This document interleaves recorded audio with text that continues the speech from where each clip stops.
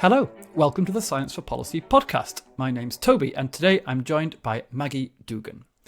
Maggie is a designer and facilitator of workshops that are designed to promote innovation and creativity, most recently at the intersection of science and development via an organisation she founded called Inclusive Innovation, but also in other areas like scientific research and corporate culture.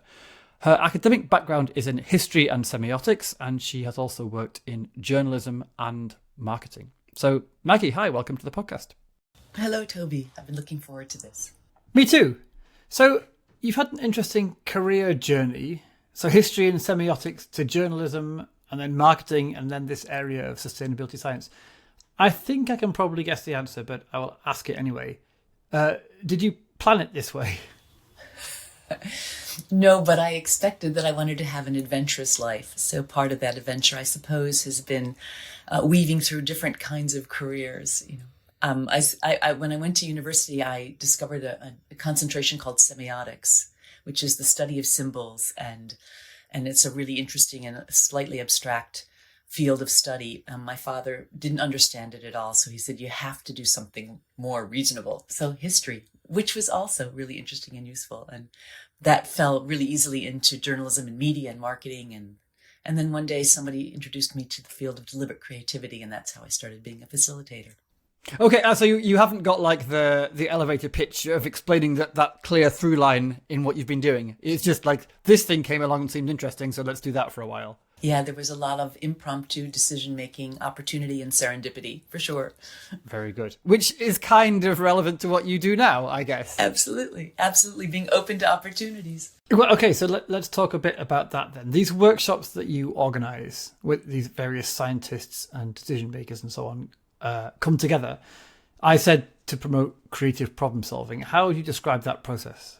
I would describe them as events where we bring people who typically don't have an opportunity to talk to each other or don't really know how to talk to each other, and to help them have conversations that allow them to collaborate. But not only to collaborate, also to actually come up with something concrete as a result of those conversations. And what kinds of people are we talking about who attends these things? Well, for inclusive innovation, we try to bring together different disciplines of scientific study with people who work in the development field, who work for UN organizations, who work for aid organizations or NGOs. It really depends on the purpose of the event, who we would bring together, but it could be anybody like that. Okay, and is there usually like a concrete purpose, to address a particular issue or to convey a particular piece of information? Or is it more about making connections and putting people in touch with each other? It's both. I mean, quite often somebody will come to us and say, we have a big challenge that we really need to address, and we want to do what we call an impact lab. So, for instance, recently we've been working with the Swiss Agency for Development and Cooperation with a bunch of their partners, including the ILO and UNCDF, to work on a project to come up with ideas to support migrant workers with social protection, those migrant workers along the corridor between South Asia and the Middle East. So there have been a lot of people who intersect with concern about social protection, about insurance, about wages, etc., from those organizations coming together. Sometimes we're brought in to help do a peer learning exchange. For instance, the IDRC, the International Development Research Center in Canada, often invites us to help them work with, for instance, they'll fund something on aquaculture, and they've got 8 or 9 projects that are doing research on aquaculture across the globe, and we'll bring them together occasionally and do a peer learning exchange where we try to create opportunities for them to learn from each other what they're doing, but in a really interactive way. Another thing that we do some strategy workshops and a little bit of team building along the way. But one of my favorite projects that we're working on is a number of leadership programs that help early and mid-career leaders, whether they're in science or in any field for that matter, really think about how to lead in a more creative, collaborative, and collective way. And those are some of my favorite workshops. It does sound very interesting. What's your role in all this? Well, I think initially I can say the role of a facilitator is to, first of all, harvest from the client or the organizer what are the objectives? What does success look like? What really needs to come out of this workshop? What are the deliverables? And quite often to modify those expectations, because usually people want everything to happen in a short workshop, and we know that we can only do so much.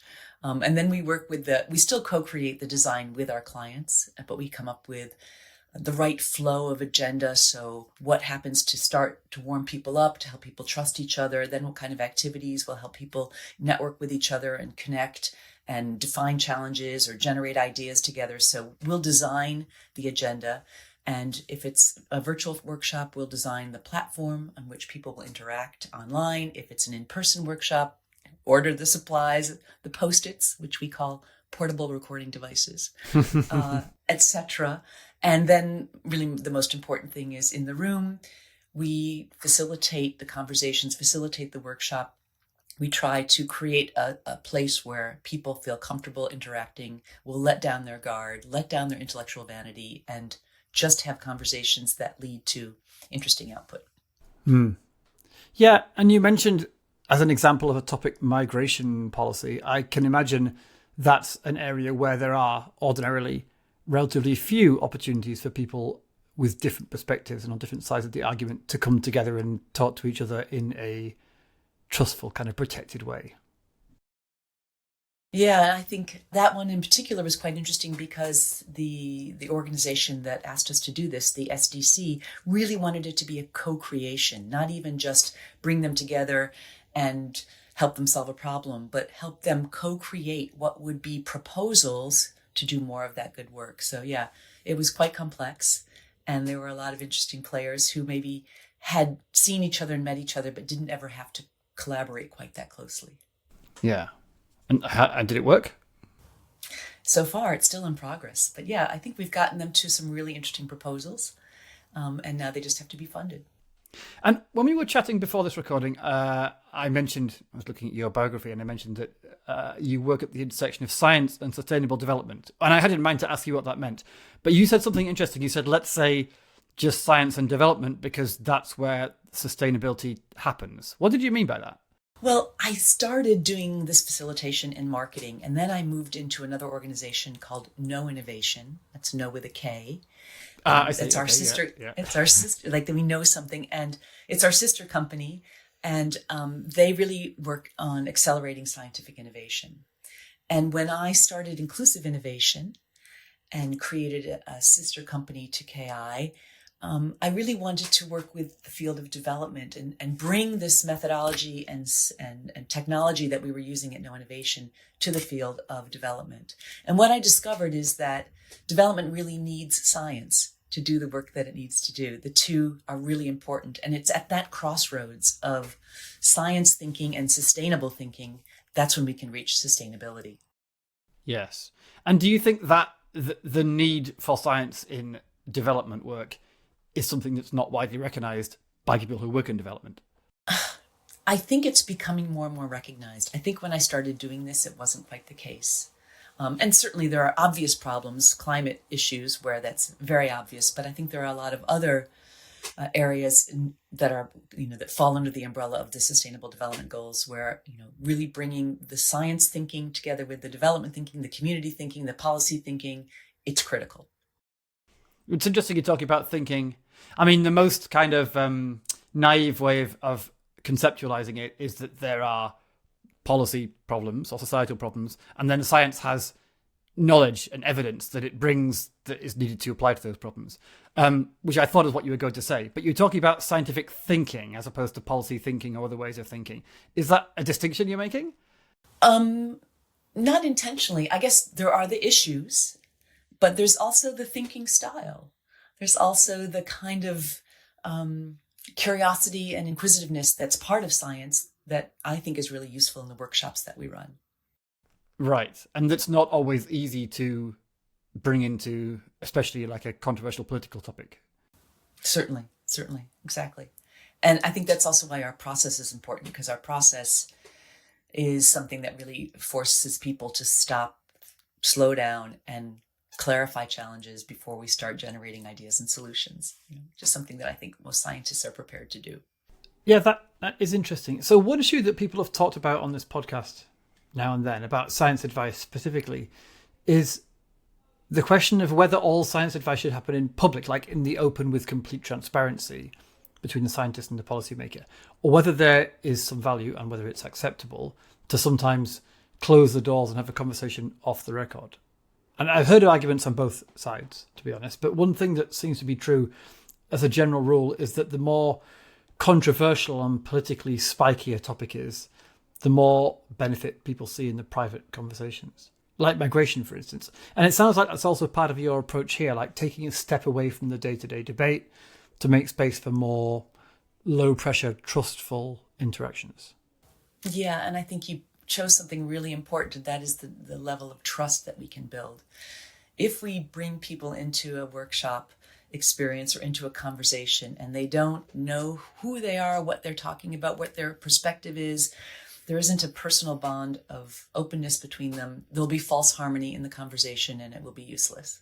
Well, maybe not useless, but it may not be as productive as it could be or lead to the kind of change that we're hoping to create. So a really important part of the work we do is building trust.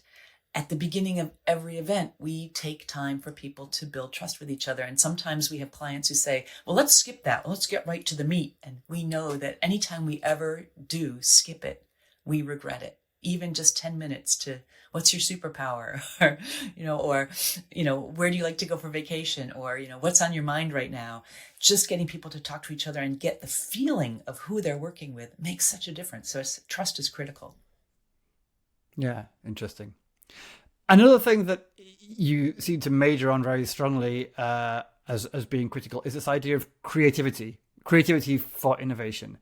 I want to ask you a little bit about that, especially at the science policy interface. So thinking about these categories of people who you might have in workshops. So some researchers, some policymakers, maybe some stakeholders, and maybe also people who work at the interface between science and policy, knowledge brokers and so on.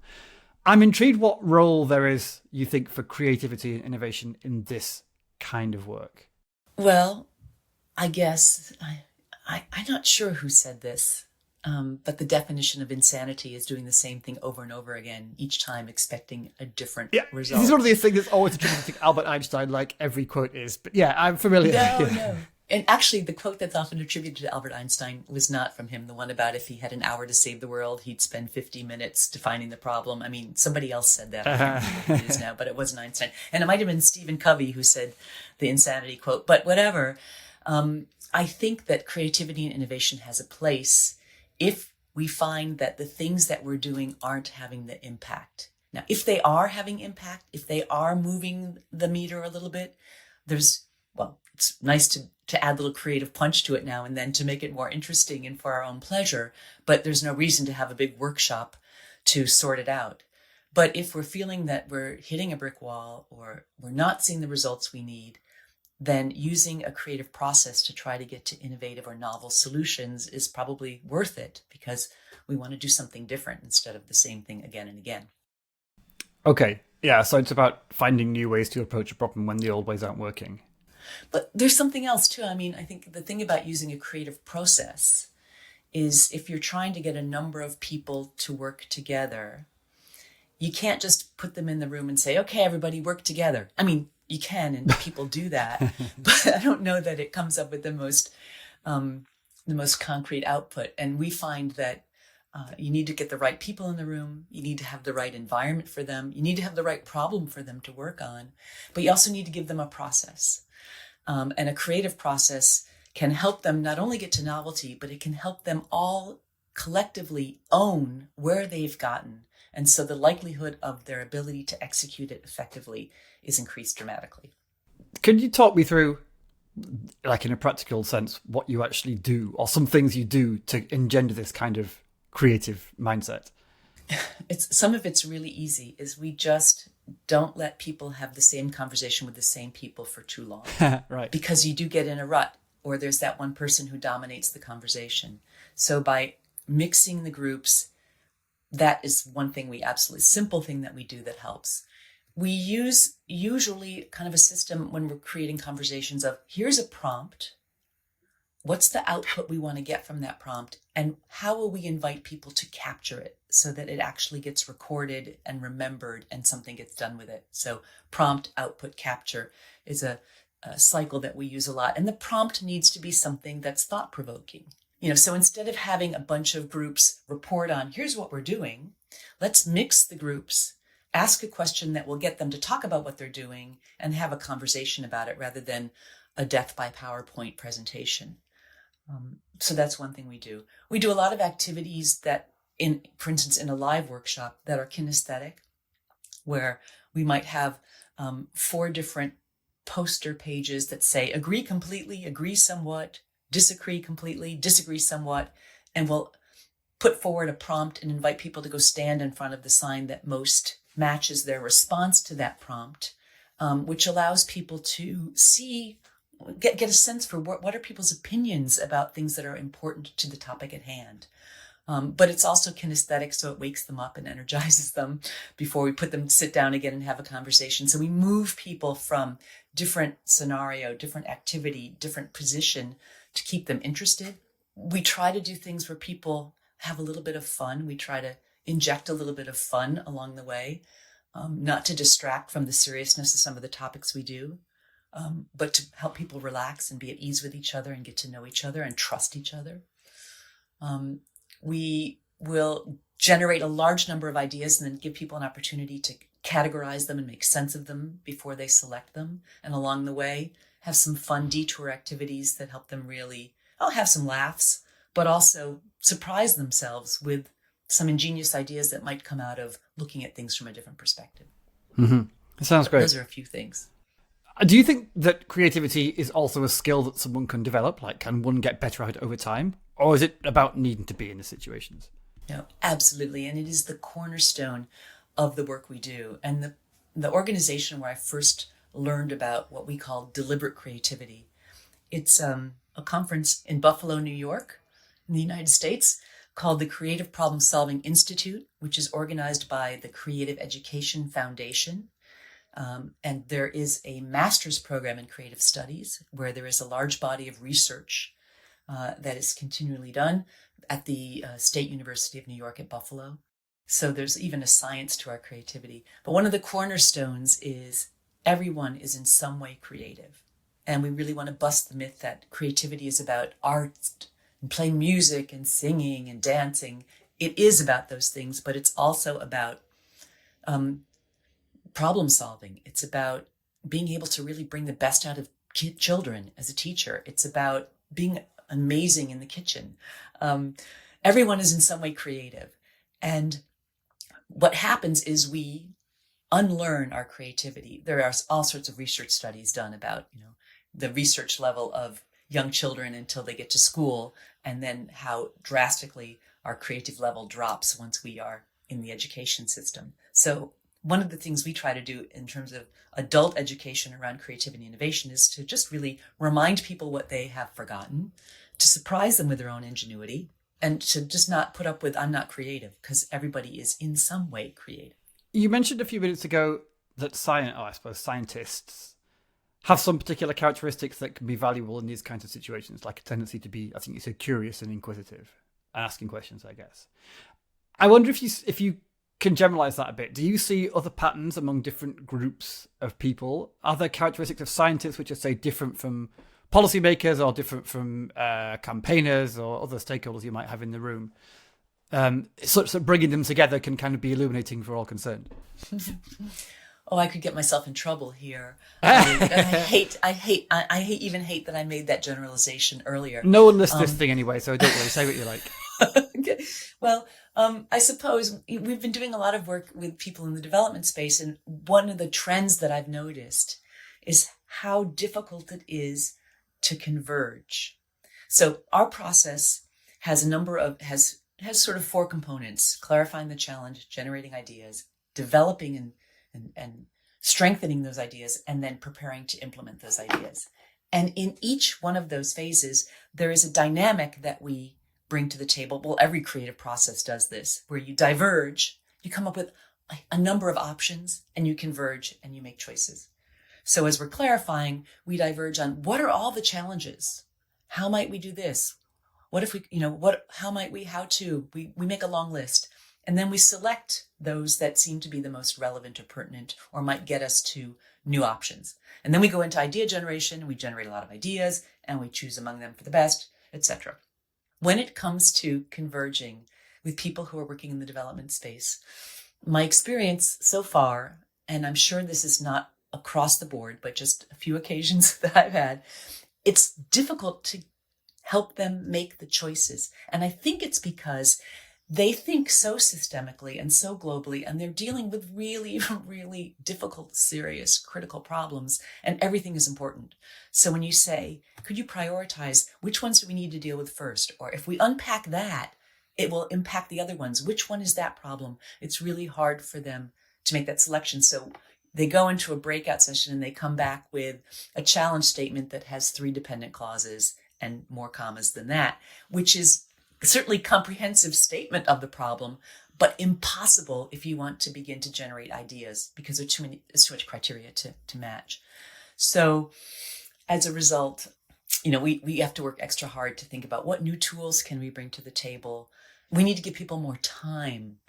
I think when I've been working with the scientific community, when it's time to converge, not that it's super easy, because converging is hard for everyone. It's hard to choose, especially if you've generated a lot of options. You want to take the time to make sense of them and to really make smart choices.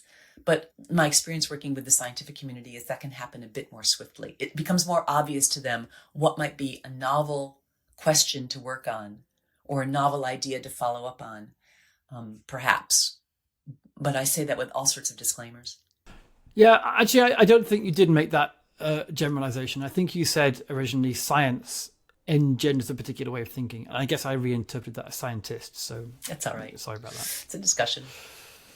Sure. Well, okay. So I want to pick your brain about a couple of different things. Given your particular expertise and experience, here's the first one.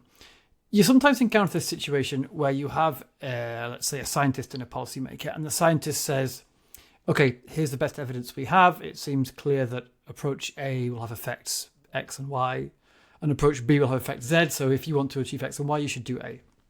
And the politician says, thank you very much, but actually here are the political constraints and the societal constraints that I'm working in, and I'm afraid they make it just impossible for me or deeply counterproductive for me to do the thing he asks me to do, for me to do A. So you have this kind of classic impasse where both sides are stuck. And I'm wondering if you have any either experience of that kind of situation, or if not, then any general thoughts about how that kind of impasse might be addressed, practically speaking. I'll take a stab at it. I think in the work that we do, quite often, there is no one way and there is no right or wrong. In fact, Eckhart Tolle said the need to be right is a violent act. So quite often what we try to do is understand that there might be 2 ways of looking at it or 2 things that you have to consider, and what is created is a polarity. And so if it's this way or it's that way, maybe it's both ways. And if you do too much, so if there is a methodology called polarity, leveraging polarities, polarity management. And we often use this. It's where you sort of have the 2 side by side, and there's basically an upside and a downside to each kind. So if you spend too much time just dealing with the facts that you have, and this is what you have to do, there's a rigidity and you're not able to get through. So you might go down, and the downside of not doing the facts correctly is that it's misinformation. So then you have to go up and you have to think about, well, politically, what will work? And there's an upside to that. And then there's a downside to being too political. And basically what we have to do is a continual circle, an infinity loop, where we're honoring when we really need to make sure the facts are brought to the table, and also honoring when we need to put them in a sense of what will be politically viable. And so I think that becomes a dialogue rather than yes or no, but maybe drawing that map out and helping both the scientist and the policymaker see the upsides and downsides of both, and finding a place where they might be able to meet and dance together. That's very interesting. Yeah, you're quite a visual communicator, Maggie. As you were talking, you were drawing shapes in the air with like a quadrant here and a quadrant there. And it was actually very helpful to watch it and understand your point. I hope in pure audio it doesn't come across as too abstract. Because I think you can Google polarity management and you can see the quadrants and the infinity loop too.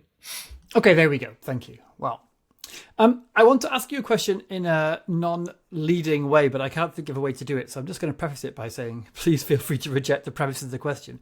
And it is, how difficult is it to persuade people that the kind of thing you're offering is something they need or would find valuable? It's not too hard. Well, I think one of the interesting things that I experienced when I first started working with scientists is they were very skeptical about this, but they were paid to come to the workshop. So they would sit in the back of the workshop, and it was in the United Kingdom. So they'd say, this is going to be rubbish. But our style is relatively understated. We try not to be super cheerleady. We try not to be super enthusiastic, but to be kind of direct and invitational. We give people permission to not do something that we've suggested if they don't feel like it's going to work. But typically, if we can build their trust in the first half day, which we're able to do with a couple of activities, there's a moment where they say, wow, wait a second, you're dealing with the process and all I have to do is sit back and talk about my science or sit back and talk about the work we're doing on this policy. I mean, that's kind of a relief. Okay, we'll follow. So it's really just about getting over that first hump, and then people are relieved and our process is tested and it works. And so at some point they'll come up to us at the end and say, it wasn't rubbish at all, or it wasn't as rubbish as I thought it was going to be, which we take as a compliment. So typically, and quite often, I think people are accustomed to the fact that when you go to a workshop, there can be terrible workshops and they give us a bad name, but most workshops accomplish something, and at least there's a networking component. But I think that people who come to ours usually leave with a good experience, and that kind of creates some talk about it. So we don't get a lot of, we don't want to work with you. It's usually, is there a budget? I have had some conversations with some of the big funders like Rockefeller and those people, and we tell them about what we're trying to do. We want to take a really complicated challenge and bring stakeholders from all different disciplines together around to solve it, come up with novel ideas and fund them. And they think this is exactly what we need because a lot of money is being wasted. And that way we could really design what the question is. But, we don't fund a process. So in other words, if we'd gone to them and said, here's a proposal for irrigation systems for smallholder farmers. It's going to be X million and it's going to be this and this and this. We're like, okay, boom, we'll fund it. But if we go to them and say, will you fund a process where we don't really know what's going to come out at the end, but it's going to be novel and you only have to fund it if it really suits your objectives. But in the meantime, you'll bring people together who don't talk to each other and they'll network and other things will happen along the way. They say, ooh, that's great. We should be doing that. But we don't fund a process. Right. As in they don't have like a way to fund it administratively. Right. And there's some science funders who get it. In the UK and the US, there are a number of science funders who get it.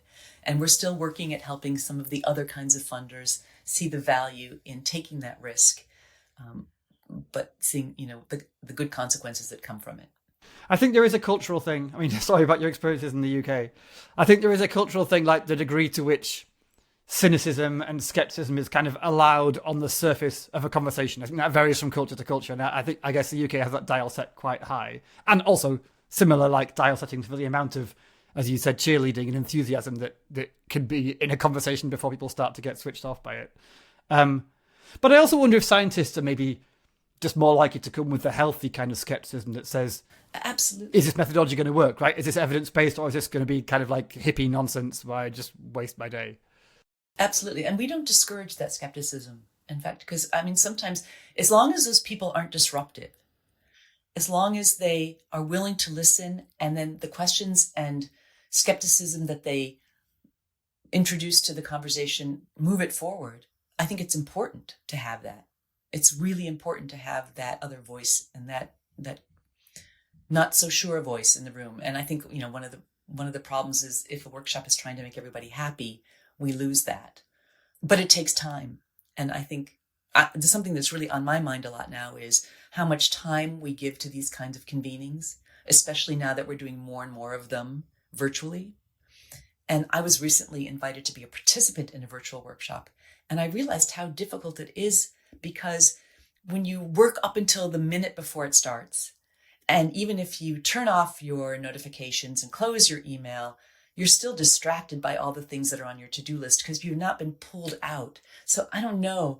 And we can't really do a virtual workshop for more than 3.5 hours because people get too fatigued. We have Zoom fatigue. So we don't have enough time to allow for those conversations where people disagree with each other when we're doing virtual work. And it's one of the reasons why I'm leaning much more towards, despite the carbon cost, trying to invite our clients to reconsider going off-site, getting out of the day-to-day, and giving us more time so we can have a lot more leeway with going where the conversation is going, rather than, oh, this is a good conversation, but we got to get to here before the end of the 3 hours, so we got to cut it short. And I hate that. Yeah, that's certainly familiar to me. I think it'll ring true for many people. Now we don't physically go from room to room for meetings. I mean, at least so much as we used to. I feel like we've lost that liminal space, the transition time. I find it even with recording this podcast, like I've learned I have to allow myself 10 minutes before the conversation starts just to think about something else and kind of clear my mind or reset my mind a bit. Otherwise I can't do a decent job in having a conversation, you know. Yeah.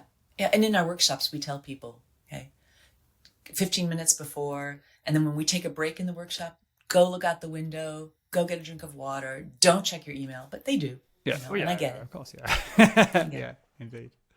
A last question, or a couple of questions mirrored, really. On the individual level, do you have any practical tips for someone working, let's say, either for a researcher who needs to engage with policymakers or for a policymaker who needs to engage with research and evidence to improve their effectiveness in some of the ways that we've been talking about?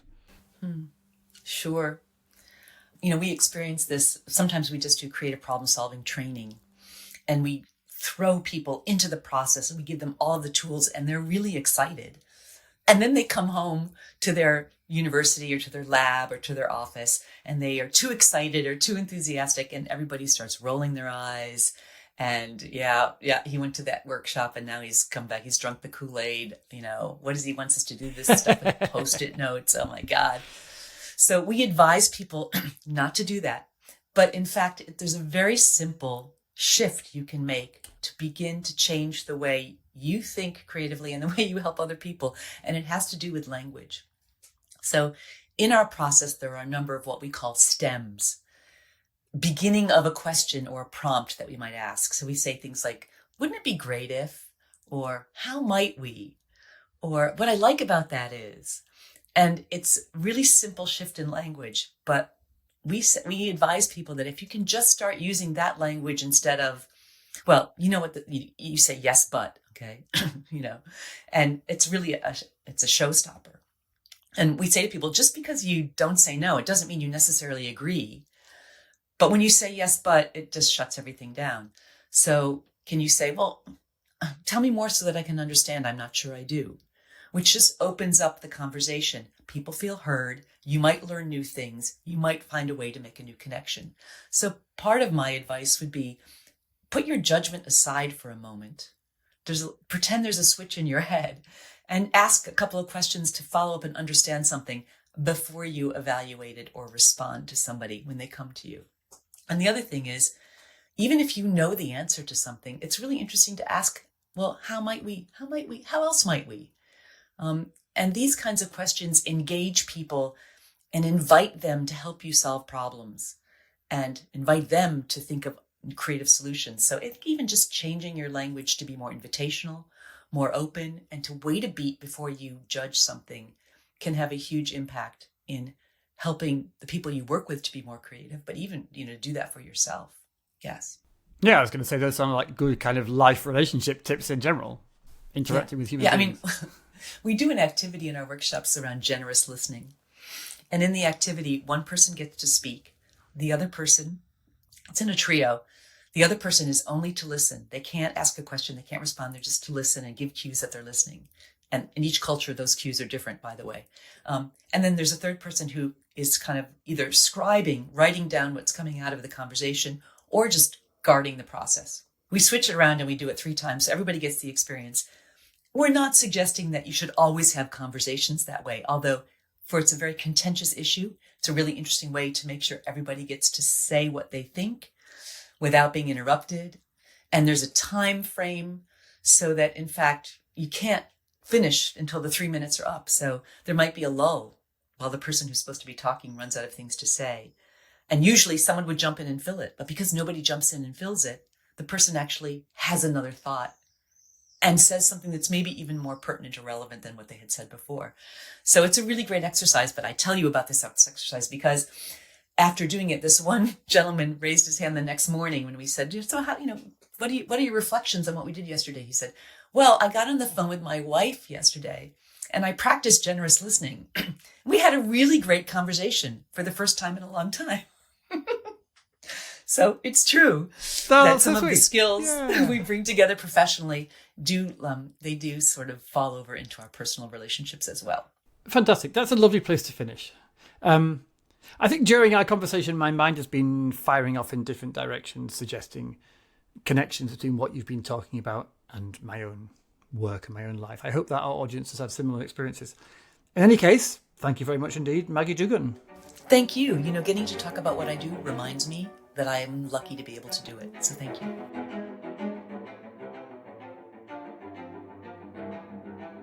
The Science for Policy podcast is created by the Scientific Advice Mechanism to the European Commission. It's produced and presented by Toby Wardman, with additional editing by Nina Skorczak.